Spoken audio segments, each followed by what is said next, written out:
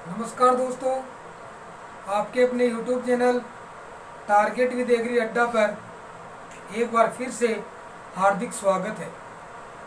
दोस्तों, पिछले वीडियो में हम पढ़ रहे थे व्यंजनों का वर्गीकरण या व्यंजन क्या है, उनके बारे में चर्चा की थी। और हमने पहले व्यंजन की परिभाषा पर चर्चा की और व्यंजन क्या होते हैं उनके बारे में चर्चा की थी। हमने ये बात की थी कि जो प्रत्येक व्यंजन होता है वो स्वरों की सहायता से बोला जाता है। एक व्यंजन का उच्चारण करने के लिए हम बिना स्वर के उसकी कल्पना भी नहीं कर सकते, ऐसा भी कह सकते हैं, क्योंकि एक व्यंजन का उच्चारण करने के लिए एक स्वर का बहुत ही जरूरी और महत्वपूर्ण है होना। इसीलिए हम बात उसके बाद आगे चर्चा की कि स्पर्श वर्ण कितने होते हैं, और हमने ये बात की कि अंतस्थ व्यंजन क्या है, कितने होते हैं, ऊष्म व्यंजन कितने और क्या होते हैं, इनके बारे में चर्चा की थी। दोस्तों, चर्चा करते तो पहले हमने किया था व्यंजनों की और पहली बात की थी कि स्पर्श वर्ण, और स्पर्श वर्ण की बात की थी। स्पर्श का मतलब होता है छूना। आपको पता है स्पर्श का मतलब किसी को छूना। इसका अर्थ क्या किया था? छूना। तो छूना यानी किसको छूना? यानी हमारा मुंह है और मुंह के अंदर विभिन्न अवयव हैं। क्या है? अवयव। और ये अवयव क्या है? जैसे कंठ है, तालु है, मुर्दा, दंत, ओष्ठ, इसे हम क्या कहेंगे? इसे हम मुंह के अवयव कहेंगे। और एक हमारे जीभ है। क्या है? जीभ, जिसे हम वाणी कहते हैं। क्या कहते हैं? वाणी। और वाणी कहने के साथ साथ हम कह देंगे कि जीभ है वो किसी भी जो वर्ण का उच्चारण करती है तो किसी न किसी अवयव को क्या करती है? स्पर्श करती है तथा छूती है। तो इसीलिए उसे हम क्या कहेंगे? स्पर्श वर्ण। और स्पर्श वर्णों की संख्या होती है कितने? 25। आपको बताई थी कि स्पर्श वर्णों की कुल संख्या पूछ ली जाए तो आपको कितनी बतानी है? 25 होती है। उसके साथ ये होते क वर्ण से लेकर मैं वर्ण तक, यानी जितने भी वर्गीय वर्ण हैं, यानी कौन से वर्ण? वर्गीय वर्ण, वो सभी क्या होते हैं? स्पर्श होते हैं। वर्गीय वर्ण का मतलब आप समझ गए होंगे। जैसे क वर्ग के 5 वर्ण, च वर्ग के 5 वर्ण, ट वर्ग के 5 वर्ण, त वर्ग के 5 वर्ण, प वर्ग के 5 वर्ण, इन सभी को हम क्या कहेंगे? स्पर्श वर्ण कहेंगे। इनकी संख्या होती है 25। ये क से लेकर मैं तक होते हैं।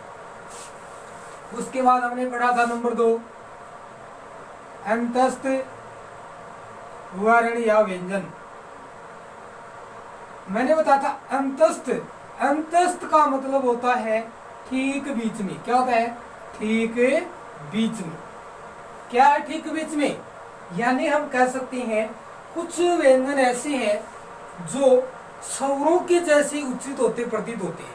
यानी हम कह सकते हैं, उसकी परिभाषा वैज्ञानिक के दृष्टिकोण से देखें कि बात करें कि उसका उच्चारण ऐसे किया गया कि ऐसे व्यंजन जिनका उच्चारण न तो पूर्ण रूप से स्वरों की तरह और न ही पूर्ण रूप से व्यंजन की तरह, यानी कि स्वरों के जैसा जो होता है, तो इसीलिए अंतस्थ कहते हैं। और व्यंजनों और स्वरों के बीच की स्थिति होने के कारण इसे अंतस्थ कहते हैं। इनकी संख्या पूछे तो कितनी होगी? 4।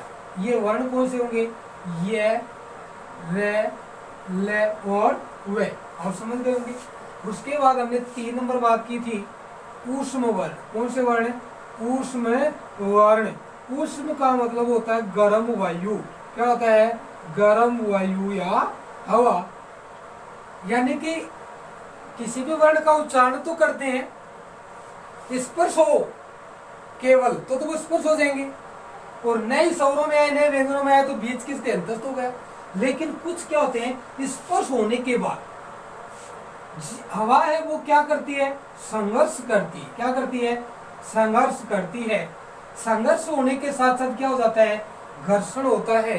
और वो जो हवा है वो दो किसी अवयव के आपस में टकराने से गर्म के रूप में बाहर निकलती है, उष्मा के रूप में, इसीलिए उसे उष्ण वर्ण कहते हैं। इनकी संख्या होती है 4। एक तो होता है जैसे तालव्य है, एक होता है मूर्धन्य है, एक होता है दंतेश है, और एक होता है ये है। इनको हम ऊष्म वर्ण कहते हैं। ऊष्म वर्णों की संख्या कितनी होगी? 4 होगी। कितनी होगी? 4। इसके बाद में हमने पढ़ा नंबर 4 संयुक्त वर्ग। संयुक्त की बात करें तो संयुक्त का मतलब होता है दो का मेल, यानी दो का मेल। ये इसके अंदर क्या होता है, दो तो व्यंजन होते हैं और एक स्वर होता है। क्या होता है, दो तो होते हैं व्यंजन और एक होता है स्वर, और उनके मेल से बनते हैं। उनकी बात की थी संयुक्त वर्ण में, जैसे एक तो अक्ष है, एक त्रय है, एक ज्ञ है और एक श्रेय है। अक्ष का रूप बताया था क प्लस मूर्धन्य से प्लस ए, और ये रूप किसका बन गया, अक्ष का। उसके बाद त्रय का बताया था, इसमें है तय प्लस रे प्लस ए, यानी इसमें दो तो आ गए व्यंजन और एक आ गया स्वर, संयुक्त मेल हो गया तो संयुक्त हो गया। उसी तरह ज्ञ की बात की थी, एक तो होता है जय प्लस एक होता है ये और प्लस एक आ जाएगा ए, और इसीलिए क्या बन गया, ज्ञ बन गया। और वर्तमान में ज्ञ का एक रूप और भी है, एक तो ग प्लस ये प्लस ए, इसे भी माना गया है। हमारे आदिवासी की जो हिंदी ग्रामर उसमें इसको स्वीकार किया गया कि वर्तमान में ज्ञ का रूप ग भी होता है। उसके बाद श्रेय की जब बात करें, इसमें एक तो होता है तालव्य है, एक होता है रे और एक होता है ए, और इनके योग से क्या बनता है, श्रेय। तो इन्हीं को हम क्या कहते हैं, संयुक्त वर्ण या संयुक्त व्यंजन कहते हैं। ये चर्चा हमने कर ली थी, ये उच्चारण के आधार पे है। किसके आधार पे है, उच्चारण के आधार पर। दोस्तों एक बात सुनो, इन्हीं के अंदर एक नासिक के वर्ण भी होते हैं। कौन से वर्ण होते हैं, नासिके, नासिका के द्वारा, यानी प्रत्येक वर्ग का पांचवा वर्ण। कौन सा वर्ण, पांचवा वर्ण। यानी हम बात करें क वर्ग का पंचम वर्ण एड़े, च वर्ग का अंतम ये, ट वर्ग का एणे, त वर्ग का ने और प वर्ग का मैं, ये एणनम, ये क्या हो जाएंगे, ये है कौन से वर्ण, नासिक के वर्ण। प्रत्येक वर्ग का पंचम वर्ण नासिक के होता है और ये स्पर्श भी होता है। ये जो हमने उच्चारण के आधार पर बात की। आज जो अगला वर्गीकरण करेंगे दोस्तों, वो हम करेंगे उच्चारण स्थान के आधार पर। समझना है, उच्चारण स्थान के आधार पर व्यंजनों का वर्गीकरण ध्यान से समझना है। अगर इस बात को, ये काफी दिक्कत देते हैं, बहुत से बच्चों को याद नहीं होते, और यहाँ से हर एग्जाम में जब वर्ण विचार टॉपिक को शामिल किया जाता है 100% क्वेश्चन यहाँ से पुटअप होता है। तो ध्यान से इस वर्गीकरण को समझना है। आप 2 बार अभ्यास करोगे, आपके आसानी से ये बातें समझ में आ जाएगी कि कौन सा वर्ण किस अवयव से उत्तरित होता है। तो हमारी हेडिंग होगी व्यंजनों का उच्चारण स्थान के आधार पर, उच्चारण स्थान के आधार पर विभाजन, या हम कह सकते हैं वर्गीकरण, या इसे हम कह सकते हैं बंटवारा। दोस्तों इसमें 2 शब्द आ रहे हैं, एक तो उच्चारण आ रहा है, एक स्थान आ रहा है। उच्चारण का अर्थ होता है बोलना। क्या होता है, बोलना। क्या होता है, बोलना। आप समझ गए। उच्चारण का मतलब किसी भी वर्ण का ध्वनि रूप क्या होता है, उच्चारण होता है। बात करें स्थान, स्थान का मतलब किसी प्रदेश या विशेष स्थान से नहीं है। इसका मतलब यहाँ होता है कि हमारे मुंह के अंदर, हमारे मुंह के अंदर अनेक क्या है, अवयव है। अवयव का मतलब क्या है, अंग है। क्या है, अंग। और वो अंग कौन से होंगे, वो अंग कौन से होंगे, उस अंगों की बात करें तो जैसे हम पहले बात करें कि कंठ है, तालु है, मूर्धा है, दंत है और होस्ट है। इन्हीं को स्थान कहा है। यदि किसी भी वर्ण का उच्चारण करते हैं, इनका सहयोग होता है साथ में, तो उनको स्थान कहेंगे। ये किसी विशेष, किसी प्रदेश या किसी क्षेत्र विशेष से नहीं है, ये हमारे मुंह के अंदर की बात है दोस्तों। तो कंठ, तालु, मूर्धा, दंत और होस्ट, ये हमारे पास क्या होंगे, स्थान होंगे। और उच्चारण का मतलब क्या होगा, बोलना। यानी किसी भी व्यंजन का जब हम उच्चारण करेंगे तो जी या कंठ, यानी कि उच्चारण होते समय यदि कंठ का प्रयोग अधिक हो तो कंठ हो जाएगा, तालु, तालवे, मूर्धा। मूर्धा का मतलब होते हैं दोस्तों मसूडे। क्या होते हैं? मसूडे। दांतों से थोड़ा ठीक ऊपर का हिस्सा और तालु से नीचे कैसा होता है? मसूडे, जिसे हम मूर्धा कहते हैं। दंत होते हैं, होस्ट होते हैं, तो उसे हम क्या कहेंगे? अवयव कहेंगे। ये बात आप समझ गए होंगे। उच्चारण का मतलब होता है बोलना, अवयव का मतलब स्थान का मतलब है जैसे हमारे मुंह के अंदर भीतर जो भी अवयव है, कंठ, तालु, मूर्धा, दंत और होस्ट। एक बात समझना है, तो इस स्थान पर हम इनको विभाजन करेंगे। तो मेरे एक छोटे से प्रयास को समझना है कि मान लीजिए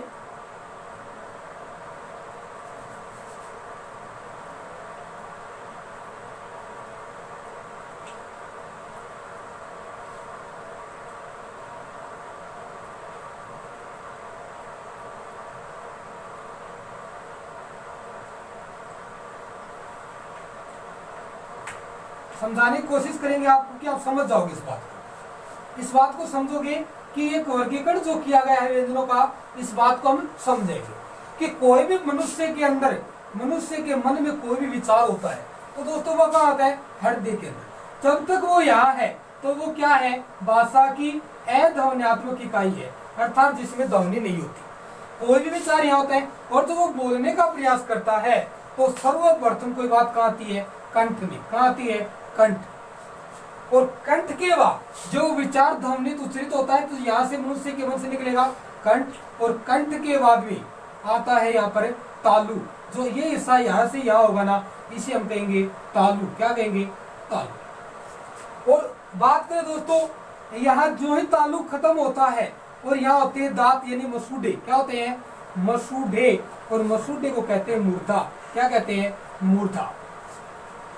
और जो ही हम इससे मसूडों से आगे बढ़ते हैं तो आते हैं वे दांत। क्या आते हैं? दांत, जिसे हम कहते हैं दंत। क्या कहते हैं? दंत। और जब दंत के बाद में जब आते हैं तो अंतिम बार आती है प्लेटो। कहते हैं कि जब मनुष्य के मन में अध्वन्यात्मक इकाई जब उच्चरित होकर मनुष्य के होठों पर आती है तो वो किसका रूप लेती है? भाषा का। ये बात किसने कही? प्लेटो ने। तो जब होठों पर आ जाती है तो वो क्या हो जाती है? उच्चरित हो जाती है, उच्चारण कर लेती है, वो एक भाषा का रूप ले लेती है। तो यहाँ पर क्या आ जाएंगे दोस्तों? होस्ट। इस बात को समझ गए होंगे। तो मैं आपको ये समझाऊं कि कोई भी बात पहले आएगा कंठ, क्रम रहेगा नंबर 1 कंठ, नंबर 2 तालु, नंबर 3 मूर्धा, नंबर 4 दंत, नंबर 5 होस्ट। यानी कि हम समझ गए हमारे पास उच्चारण स्थान कितने हुए? कंठ हो गया, नंबर 2 तालु हो गया, यहां लिख देते, दिखाई नहीं दे तो कंठ, नंबर 2 तालु, नंबर 3 मूर्धा, नंबर 4 दंत और नंबर 5 होस्ट। ये हो गए, ये 5 हमारे पास उच्चारण स्थान आ गए। आप इस बात को समझ गए होंगे, कंठ, तालु, मूर्धा, दंत और होस्ट। मैं इसको स्क्रेच कर देता हूं और आगे हम इस बात को समझेंगे। अब हमारे पास आपको पता है कुल वर्ण हिंदी में कितने हैं? 44 है। बात करें 44, वो वर्णों का एक परिवार है, समझना अच्छे से। वो वर्णों का एक परिवार है। पता है कि भाई होते हैं, वो जब बड़े बड़े बेटे या हो जाते हैं शादीशुदा तो अलग अलग हो जाते हैं। ये हमारी पारिवारिक एक समाज में चलने वाली परंपरा है। क्यों अलग अलग विभाजन होना होता है? बड़े परिवार हैं वो आराम से नहीं रह सकते एक जगह, तो उनका अलग अलग विभाजन होता है। ये तो हम भी इस वर्णों के परिवार को अलग अलग भागों में विभाजित करेंगे। तो देखो दोस्तों, हमारे पास स्वर भी है और हमारे पास व्यंजन भी है। समझना बात, ये जो अदर है हमारे पास स्वर भी है, हमारे पास व्यंजन, वो सभी क्या है? वर्ण है। पहले देखो मैं बात करूंगा ए और आ समान वर्ण है, ई और ई, उ और उ। उसके बाद में री अकेला है, री अकेला है, ए और आई, और ओ और औ। और उसके बाद में अंग और ए है, ये भी क्या है? वर्ण अयुग्मा है। उसके बाद हमारे पास आप समझ गए होंगे, एक हमारे पास कै वर्ग है, कै वर्ग के 5 वर्ण होंगे। एक हमारे पास चय वर्ग है, क्या है? चय वर्ग, इसके भी 5 वर्ण होंगे। उसके बाद हमारे पास है टय वर्ग, कौन सा वर्ग है? तय वर्ग। इसके भी कितने वर्ग? 5। उसके बाद हमारे पास एक तय वर्ग, क्या है? तय। इसके भी कितने हैं? 5। ध्यान से सुनना है एक बात को। उसके बाद है पय वर्ग। पय वर्ग में भी कितने हैं? 5। उसके बाद में हमने पढ़ा, ये तो हो गए स्पर्श वर्ग। क्या हो गए? स्पर्श है, आपको पता वैसे, ध्यान देना। उसके बाद हमारे पास अंतस्थ वर्ण आते हैं। क्या आते हैं? अंतस्थ। ये कितने हैं? 4। य, र, ल और व। उसके बाद हमारे पास आते हैं ऊष्म वर्ण। ये भी हमारे परिवार के सदस्य हैं। कौन से? एक तो हमारे पास तालव्य है, मूर्धन्य है, दंत्य है और है। अब इसको मैं बता देता हूँ। हमारे पास ये है जो एक इनका समूह है। अब हमें क्या करना है? इनको विभाजन करना है। ये एक परिवार का, एक वर्णों का क्या है? परिवार। अब इनका बंटवारा करना है। और बंटवारा कितने भागों में? 5। तो ये मुख्य बात है। प्रत्येक इसको उठाना है, समानता का व्यवहार करना है, कोई भी नाराज ना हो, सभी को खुश रखना है। तो दोस्तों हम उस वर्गीकरण को एक सारणी के माध्यम से समझेंगे। तो ध्यान से देखना, वो सारणी क्या होगी हमारी?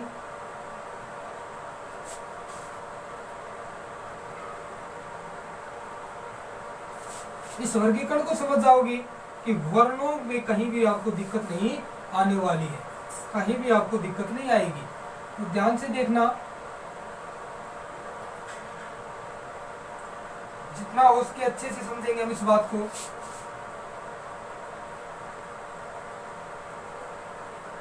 यहां तक ले लिया इसको, ठीक है।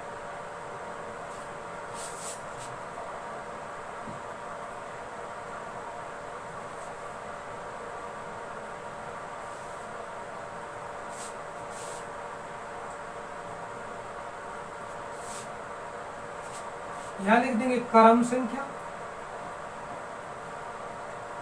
यहां लिख देंगे वर्ण, और वर्ण का मतलब आपको स्वर भी लेंगे और प्लस व्यंजन भी लेंगे। कौन कौन से हम उनको लिखेंगे? ये तो हो गए हमारे बहन। उसके बाद थोड़ा बड़ा करेंगे इसको, आएंगे नहीं इसके अंदर, तो थोड़ा बड़ा कर लेते हैं इसको, काफी यहां तक ले लेते हैं। फिर आएगा हमारा उच्चारण स्थान, और फिर आ जाएगी हमारी उच्चरित ध्वनि।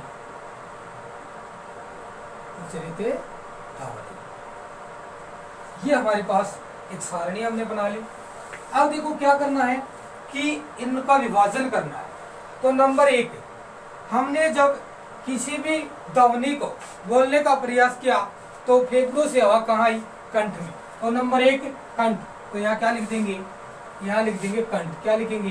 कंठ, ठीक है, कंठ लिख दिया, और इसको मैंने यहाँ छोड़ दिया। अब हमारे पास नंबर 2 बिंदु आता है। नंबर 2 में जब फेफड़ों से हवा निकली तो दूसरा नंबर क्या आया? कंठ के बाद में तालु। यहाँ हम लिख लेंगे तालु, ठीक है। उसके बाद ये 2 नंबर हो गया। अब लिखेंगे हम 3 नंबर के बाद अगला आ गया मूर्धा। क्या आ गया? मूर्धा, जिसे हम कहते हैं मसूढ़े। क्या कहते हैं? मसूढ़े। ये हो गया। अब उसके बाद नंबर 4, नंबर 4 हमारे पास है, अगला जो क्रम है दंत। क्या है? दंत। ध्यान से समझ रहे हो। उसके बाद दंत के बाद में हमारे पास आ गई होस्ट।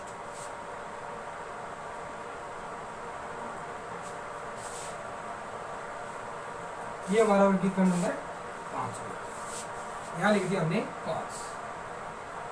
अभी तक हम यहाँ तक करेंगे और उसके बाद आगे भी इसको करेंगे। नंबर 1 आ गया कंठ। अब सभी को समानता देनी है, इसमें भी हमने क्रम बना दिया, कंठ, तालु, मूर्धा, दंत और ओष्ठ। अब पहले बात आते हैं स्वरों के पास। एक समूह यहाँ से उठाना है, एक इससे उठाना है, और सभी को समानता की बात करना है। तो पहले नंबर पे हमने क्या किसको उठा लिया? ए और। यहाँ से एक नंबर चला तो यहाँ से भी एक नंबर चलेगा। तो यहाँ मैंने लिख दिया ए और आ, ठीक है। स्वरों में, स्वरों के परिवार से एक ले लिया। अब इस परिवार में जाते व्यंजनों की, इसका ले लिया हमने कै वर्ग। तो यहाँ क्या लिख देंगे? कै वर्ग। और कै वर्ग के 500 वर्ण यहाँ आ जाएंगे, ठीक है। और इसके साथ इस वर्ग का एक ले लिया, इसका एक ले लिया, अभी तक समानता चल रही, किसी के साथ अन्याय नहीं हुआ है। अब हमें यहाँ पर एक बार अयोगवा में चले जाते हैं, ये तो न तो किस में आते हैं, स्वरों में, नए व्यंजनों में, तो इनका बंटवारा करेंगे।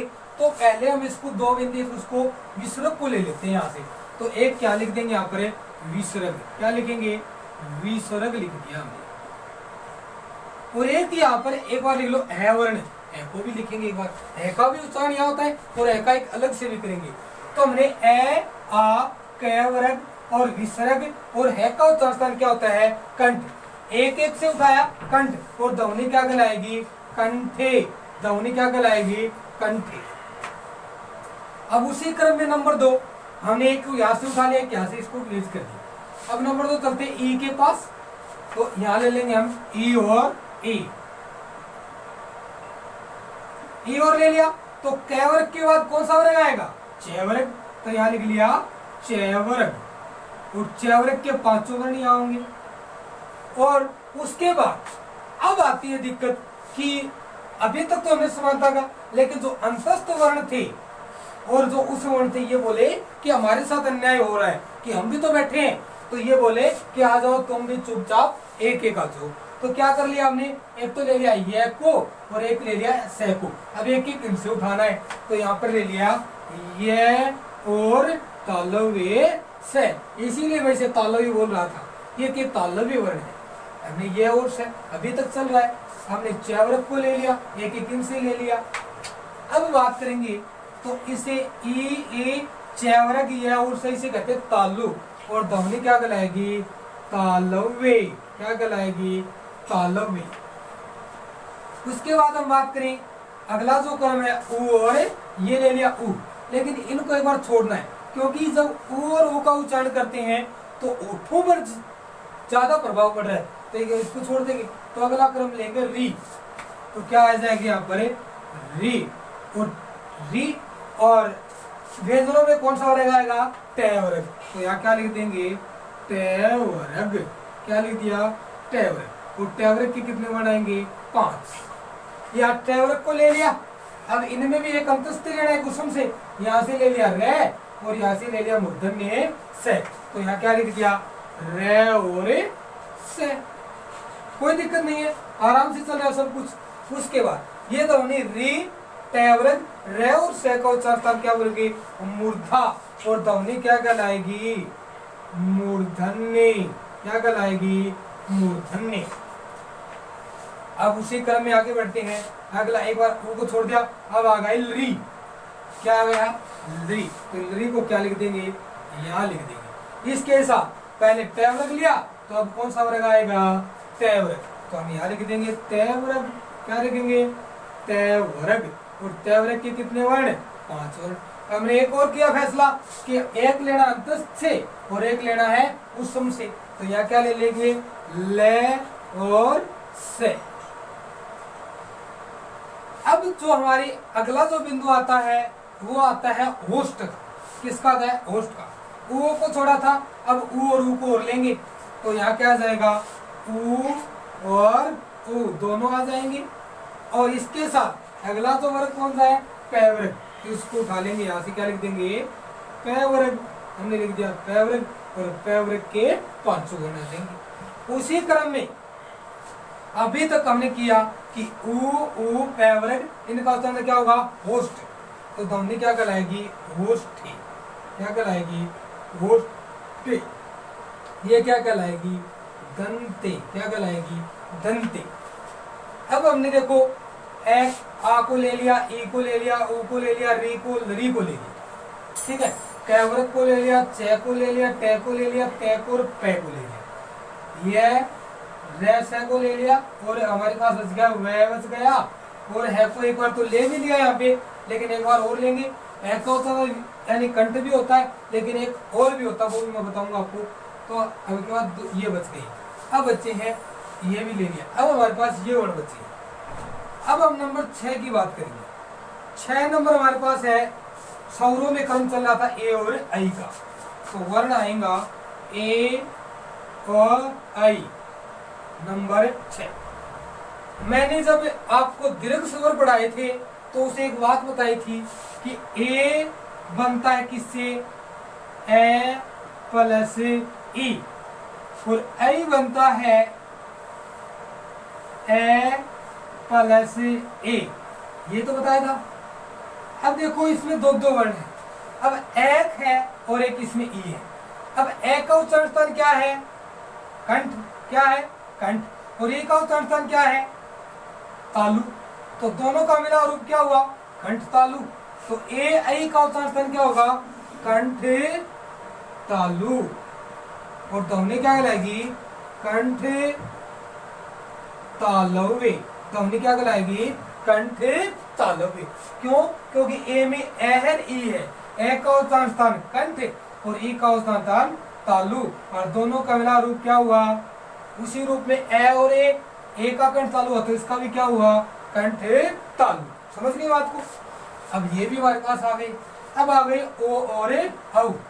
अब हम यहाँ क्या लिखेंगे, 7 नंबर पे, 7 नंबर पे लिखेंगे ओ और औ। इनका उच्चारण स्थान क्या होगा, इसी रूप में मैंने दीर्घ स्वरों में बताया था कि ओ बनता है वो 2 स्वरों से मिलता है। अब एक तो था इसमें ए, एक इसमें उ, और औ बनता है वो किससे बनता है, एक तो बनता है ए से और एक बनता है ओ से। अब आपको पता है ए का उच्चारण स्थान क्या है, कंठ है, उ का उच्चारण स्थान क्या है, ओष्ठ है।